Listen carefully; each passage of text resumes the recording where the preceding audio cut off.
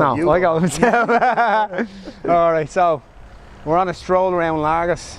Himself, the ninja, and we're gonna have a little chat. So I don't know whether this is gonna be wobbly. I am the cameraman as well. Maybe I'll just hand it over to Steve. Multitasking. So, go on Steve, what are we doing here? Well, I suppose I showed you around my hometown. That is true. Now we'll get lost here very easily. So yeah, no, we're just gonna stroll through Lagos. We're over for a week. Team Moino Camp are doing this for a couple of years, so it's Traditional. yeah, just a yearly tradition. We come over, but yeah, probably take a stroll, go for a coffee. Let's go down this way. So this is the old town. If you've never been to Lagos, it's an old Roman town, and it's walled. Used to be a slave market in the past, and there's a museum for it, and there's all these kind of little narrow streets. And did you know why there's narrow streets in small hot countries? Go on. For the shade. Oh, right. So you'll find in hot countries like the Mediterranean, the streets are narrow because the shade shades the other houses at some stage in the day. So that's the whole reason why. Day, huh? There you are. No, what I don't like about narrow streets, you don't have much space when the cars are trying to come down. No, they're not made for cars. What I don't like about Lagos, Yeah. you know what I love? I love all the downhill. I hate the uphill of it. Yeah, that's the kind of the uphill's the killer. Well, this was day 4 now, isn't it? Day 4. How are you holding up? I sort of lost track this morning a bit, but it's been great. Because I said to Candy, I haven't seen Trevor for Trevor's like, he comes to Lagos with his gi and his training gear. I think he does a session or two, and then he goes and here we go down here. What did he get you with? Did you get hit by something? Flying debris. There's a standard bill inside here. Look at that for health and safety. Yeah, and then Trev just goes and tests the local rum. Right. He's a rum connoisseur. Oh no, is he? For it. But, that's it. Yeah, day 1 we arrived. We travelled a lot of day 1. Right. And then. Did you get the session in, or did you come late? Yeah. Got it in that evening. Paddy and Reds I missed it. They were obviously in late. So I had the session, and then it's great up. We all got on the beach, messing about, some good food, training, and then we just repeated every day. Today was a good day as well. Fergal Quinlan came over. He's good, isn't he? It's unbelievable. It's just something I was saying at the table as well. Not many people know who Fergal Quinlan is. No, they don't, do they? Which is a strange thing. In Ireland? Yeah. Like, I remember Fergal back in, I think it was 2006, having like mats in the University of Limerick. Right. And he was a purple belt at the time. And I would think it was a blue belt. Right. And I'd be walking around the country and I'd bring my gear with me. But he was winning like big tournament medals back before people even knew what BJJ stood for. So it was good to have one of the elders of the village over. Really technical. He's someone else to row with, isn't he? Yeah, he robs millimeters on you. Is that what it is? And all them millimeters add up into kilometers. Yeah. That's the way a good way. I look at this game. Where'd you get that one off? No, when I was just That's yours, is it? No, he was rolling with Paddy. Yeah. Like, you know yourself, Paddy's near impossible to either pass his guard or to sweep. He's great base, but he's Fergal was just he was in side control, then he was putting guard, and then for some reason he was at to go to mount. I was like, where did you get that from? I was like little inches here and there. See, I've just went to metric to old school. That's millimeters to meters and then inches to feet. We're gonna go with millimeters. Kids won't know what that is. But yeah, he just robs little ones here and there, and they all add up. Let's have a coffee here, will we? No. I want to try. You know Where do what? you wanna I go? want to try. Yeah. Andy Ryan and Robbie Brennan. Anytime you go for coffee, Right. these pastel donatas. Pastel donatas. Yeah, it's basically like a standard issue cake here. So you want to get one of them? Try a coffee and a pastel. Alright, let's donata. find a little spot that's not too fucking crowded, and I can set up the little rig here. Yeah, the thing with the pastel donata is it's a custard cake. A lot of people have them for breakfast. They generally have the old whore's breakfast. Do you know what that is? The what? A whore's breakfast. No. Coffee and a smoke. Did you ever hear that one? Huh? Oh. There you go, I can use it. So here you can have like a coffee, smoke, some optional pastel donata, but it's also optional is the drania. Have you heard of that shit? No. It's like poutine. So it's made from a local berry, and you can have a little shot in that in the morning just to kill the pain of the day. And then 12 o'clock you're straight Your day in. is that bad? Well, must be. Self-medication. And then straight on till 12, get your lunch, big feed, big jug of red wine, get in the car, drive it like a lunatic. That's the other thing that you'll notice here. It's the aggression on the road is a lot more after lunch than before lunch, right? A jug of red wine makes all that difference. Oh, is it? Oh yeah. I thought it would have mellowed them, no? Nah. Get them rowdy. Get them rowdy. See, they had a couple of Badronis then afterwards as well, you know? So that's what gets them going. What's the deal with you during the camp? You'd be getting training in here, like little 10-15 minutes here and there. Well, I'm gonna trying to. Do you want to get it on camera?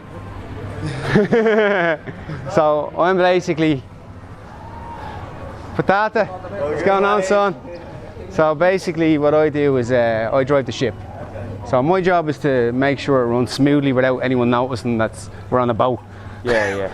So if there's how many? There's 30 people over, 30, is there? Yeah. Right. So if you think about it, everyone's going to ask me if there's a problem or an issue, or not a problem, but yeah, stuff like that. Basic things like, you know, can I get more towels, or I lost my key, or so I want to make that less of an issue, not make a drama out of a crisis. So my job is to make sure that is kind of fixed and smoothly and no one notices. And then also, if there's an odd man out and someone needs a training partner, I'll jump in, because what I don't want to do is make an odd man out.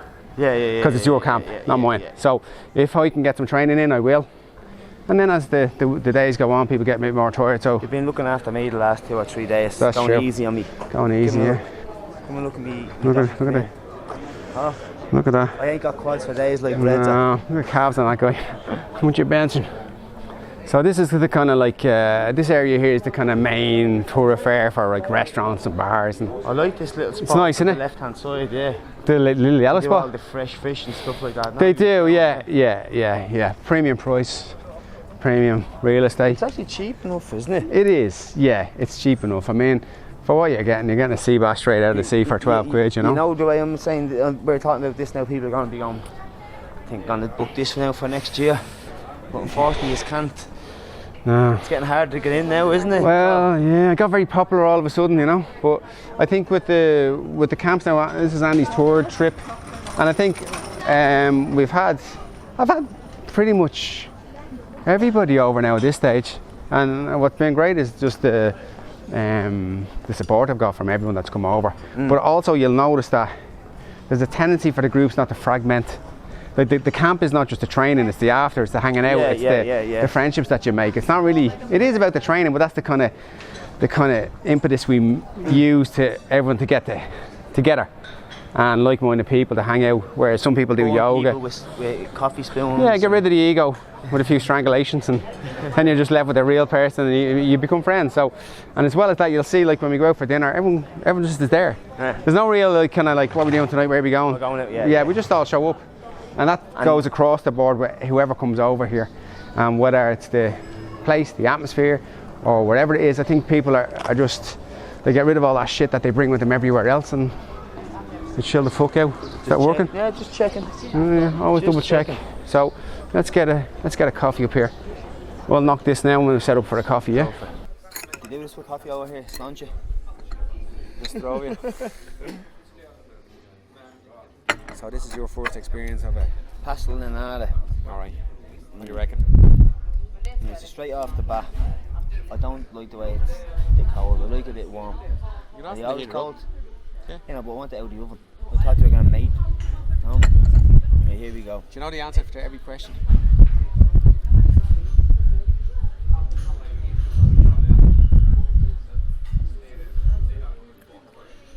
Like a Mr. Kipling type deal. Yeah, so it's basically, it's basically, it's a pastry, right? You got custard, and they're okay. How much are these in Ireland? I don't eat. I've never seen them in Ireland. So lads,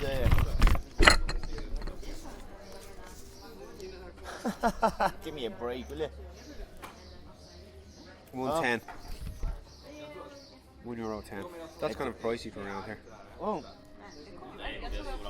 I think my we got coffee ripped would have off. been £5.10 back in Dublin. Yeah, so we got 2 coffees, a double flat white, 2 cakes, £5.10 for a fiver.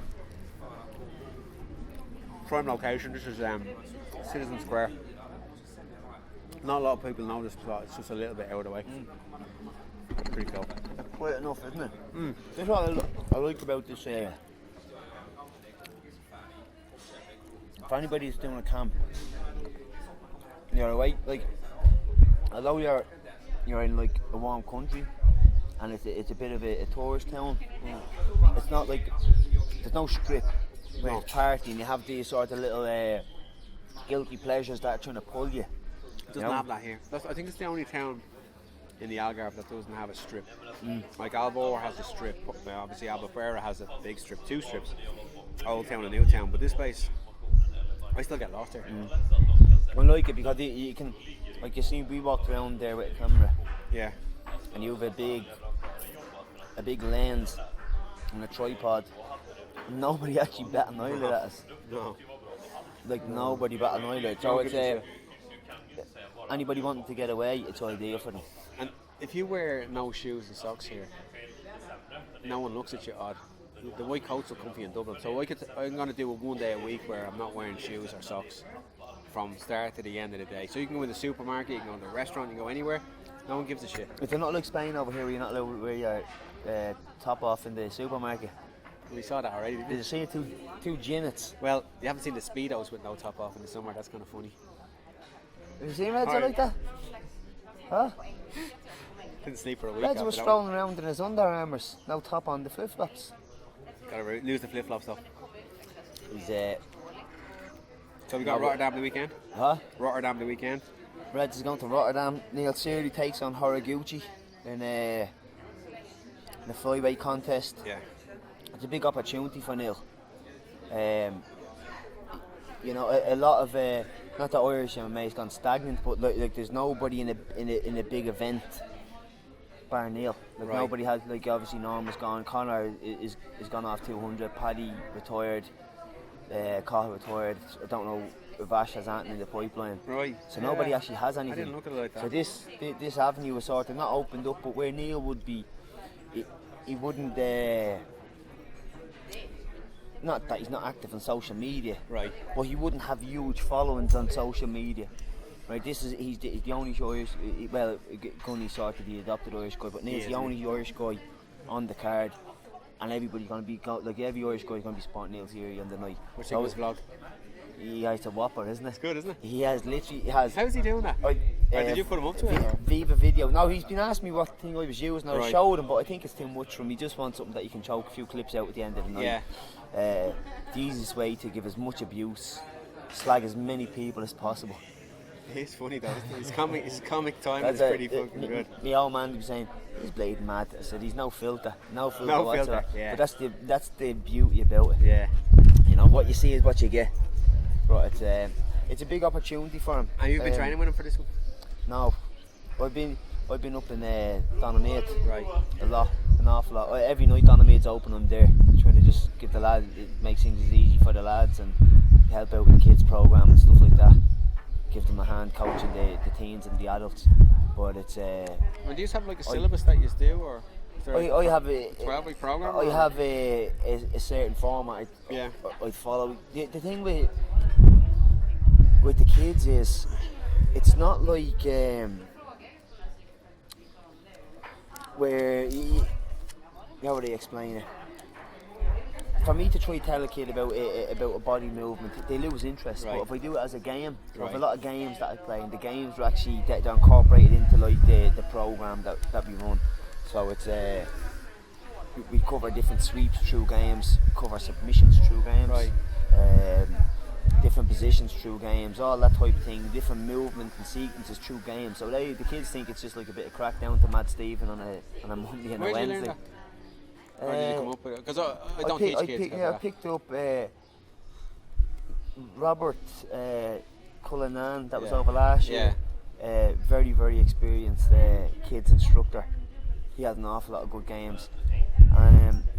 Just stuff I do myself. And you see, I have Evan at home. Right. And like It makes a difference, Evan loses interest in something so quickly. So in order for me to keep him like interested in it, I had to make it fun for him. So Right. anything that works with him will work with anybody else. That's me sort of. When you see his interview for his 21st birthday party, Yeah. you know I interviewed him at Battlezone. No. You Oh know? yeah, I did actually. I seen. Yeah. It's something that you got to keep until he's 21 and then just like play that one out. Well, now you say that, I was only talking to Fergal Quinlan about has he still got his white belt and his blue belt and his first gi jacket. Right. He was telling me he still has his Atama jacket. Really? And I was saying to him, well, what Martina does for Evan is we have a time capsule. Right.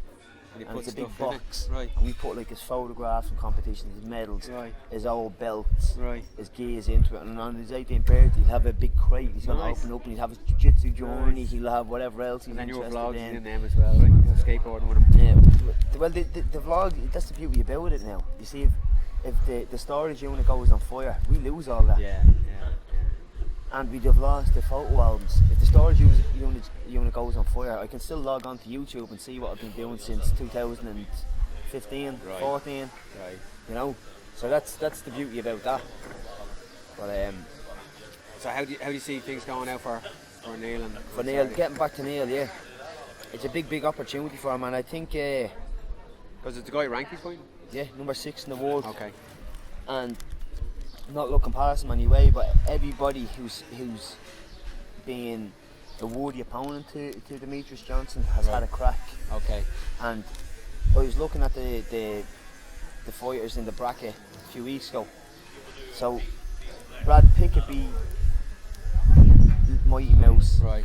and Neil Seary turned Brad Pickett into a wrestler in Right. his UFC debut. Right. He has, you know, Seary has the fight IQ, he has the skill, he has everything that to beat any man Right. on any given night. Mighty Mouse is a huge challenge, and Horiguchi is a huge challenge. Yeah. So I think the focus for the time being is getting Horiguchi out there, and I think the doors will open for bigger and better things, you know, because the time is now, I could say, you know, he's. And it's that division where you don't have to get too many wins and all of a sudden you're in contention, isn't it?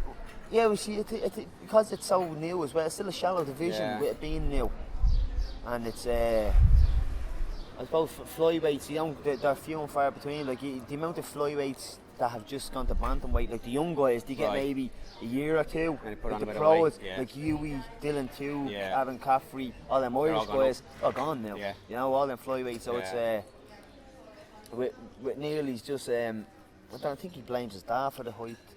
Well, he was blaming the dad for the bad looks for his brother Alan's birthday. He was blaming his dad for the bad looks. So I don't know, but it's a big opportunity for him. To be honest, I'd love to see him. You know, come We'll out. have to set somewhere up to watch that on Saturday night. Come out and talk. Sunday night.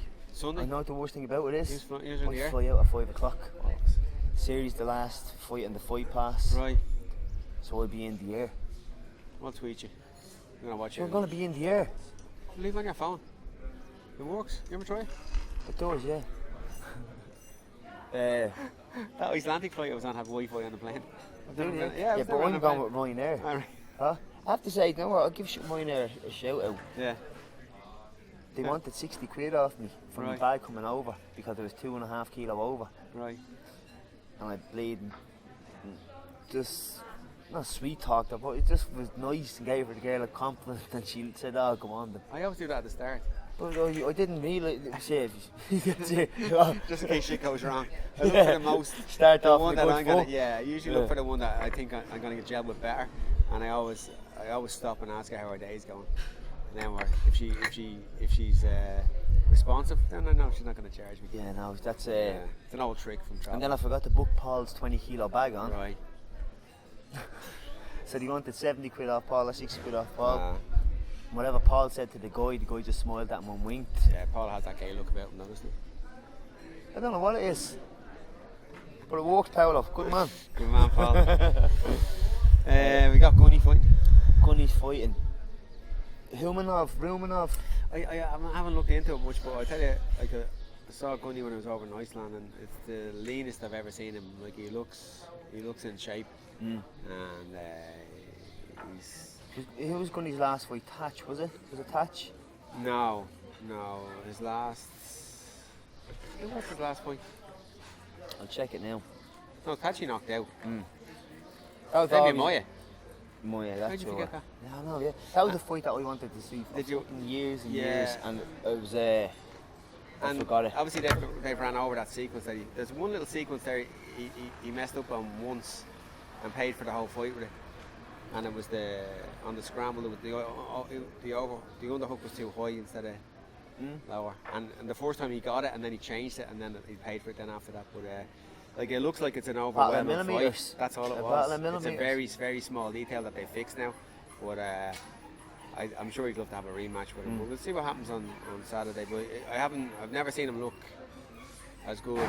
He looks awesome. He's in great form. He looks lean. He looks like he looks really in shape. He looks like he does look hungry, you know. And it was great seeing him. So you know, I don't know much about the other guy. I haven't looked at him much. I haven't had much time. But I'll put Gunny up against anybody on his day. You know? Oh yeah. And the same thing. I think at that level, when you're in the UFC, I think it's like that. It's like everybody has a chance on any given day. Yeah. You know, otherwise you're not there.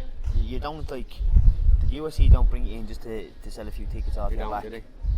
You know, they bring you in to be the best in the world.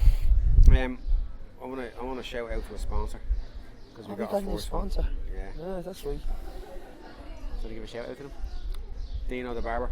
Dino the Barber. So basically, they're a small Irish company, and they do hair products for men and beards, and also those the razor roller. I did a little review of it.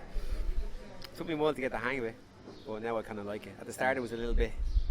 Wasn't too sure. Getting used to it? Yeah, it took me like a lot of things, you know, you got to give it a little bit of a road test for a while, but it's really good, and they do great stuff for beards and hair and all that kind I actually used some of the hair stuff yesterday. It was actually pretty good. Yeah. A good hold with the pomade. That's it with the pomade. So I'm going to put a link in the description below and check them out. So Dino the Barber, I think it's .com or .ie. Anyway, I'll link it. And so that's our first sponsor. Send us some shit. So, you know, anything else you want to say? We're going to train now in a minute, right? Gonna go train. Jeff Knight is doing leg lock, is Jeff Knight from Knight Industries 2000. He's going to do leg locks. He trains with some great guys. He's a Henzo Gracie black belt. So Danaher's place. Yeah, pretty much. And Eddie Cummins. Yeah, all those guys. Yeah. So he's had. He's big into leg lock, so he's going to show us a gi game leg lock, which is usually unusual because it's usually no gi, you know. But you know, one point with modern jiu-jitsu is nearly everybody's game now is trying to jump half guard, or everybody wants to invert. Yeah. There's legs all over the place. Do you know what my prediction for jiu-jitsu is? Go on. After the leg lock thing is over, because we had that burn ball or whatever that's called, and the leg locks, and my prediction for it is wrist locks. Well, did you not see the thing? We know at the end of the class, we bow, we go whoosh, and then I go to Andy. If I'm at the top of the line, the fourth brown belt, I'll go to Andy and I shake his hand. Next period, shake the hand. So the thing is, you see how many people you can wrist lock down the line. Oh, really? Yeah. Well, Liddy got wrist locked 8 times. I didn't. So it's cunts, Army. I swear to God, we're cunts. The whole lot of them. Sorry, Matt. Didn't mean to say that. Bleep that out, will you? So we're gonna do a more regular podcast. We're going to get people on that are going to might have an interest in MMA, but not particularly from that background. So we've got a few people lined up that are just more of an interesting conversation with their story, and obviously then we'll dip back into MMA because that's big interest of mine and yours in jiu-jitsu and stuff like that. So people that maybe have an interest but are more inclined to do something else, like we're going to have the doc on. Dr. Jules, who's a lot of the ring docs at the things, and he'll give you some proper heads up on what's really going on. And he has an interest in MMA, but from a medical background as well. And then we'll have Joe Howie on. You got any guests lined up? Yeah, we were. Eddie Bravo still is Edgy? And Edgy Bra is still in the pipeline. Yeah, that's I've good. been emailing him. So maybe for the next EBI, there's no point in getting him on before, but maybe 2 weeks before an EBI, hopefully get an Irish black belt on there. Darragh O'Connell might end up competing on it or something. We can get an in-depth review of it from him. And I spoke to that guy. If you haven't seen that documentary, what's that documentary yet? The 7-5. No. Mike Dowd.com is the website, but it's about a New York City cop back in the 80s from the 75th precinct who turned rogue. Right. And You tell me about this. yeah, when you get a chance to watch basically it. I've been talking to him. He was on a couple of different podcasts. Really interesting story, and I was like, do you know what? That's Yeah. it's just a story. People, a lot of people have heard it because it's not a mainstream type of documentary. You have to buy it through Netflix or something. Vimeo or one of these gigs. So yeah, he said he'd be happy to come on. So look, if you're an interesting cat and you want to come on, hit up Colin. We'll Ignore your emails for a week and then I'll get back to you. I have a tendency. No, we'll get back to you. We will get back to you. And as well as that, the vlogs. Thanks for the support and the vlogs. The YouTube channel is growing. You're doing good on that, aren't you? Yeah, like people are starting to interact with me. People are starting to message me back, or people are starting to, just say, oh, it's great, or this or that, or it was shit, or whatever they thought about. And that's all, bit of interaction is great. People are starting to share it a lot more, and I'm getting people subscribing to it. So it's if it can motivate anybody to get up off their arse and go do jiu-jitsu or go change anything in their life, it's a win-win for me.